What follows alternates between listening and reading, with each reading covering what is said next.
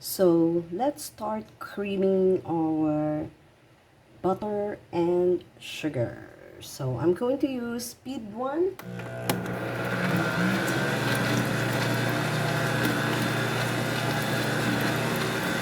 And then gradually increase it to speed number 2.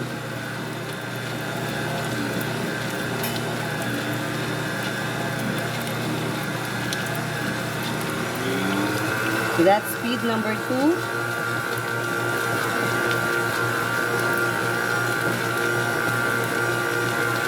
Don't forget you're incorporating the sugar into the fat molecules of the butter to create aeration.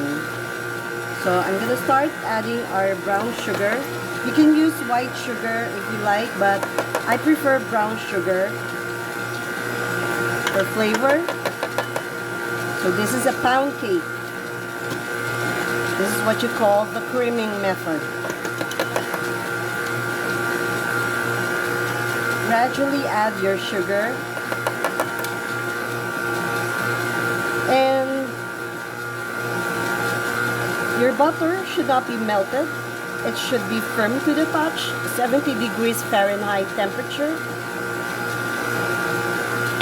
Okay, let's keep adding our sugar until the mixture becomes light and fluffy. You're not actually dissolving the sugar, okay?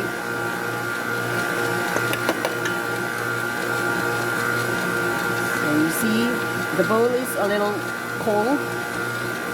You don't want it melted. If your butter or margarine is melted, put it back in the refrigerator right away.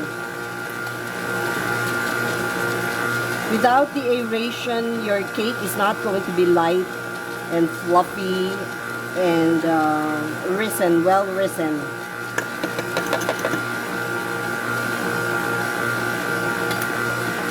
Let's just keep on adding the brown sugar. Sometimes I like to use half brown sugar and half white sugar.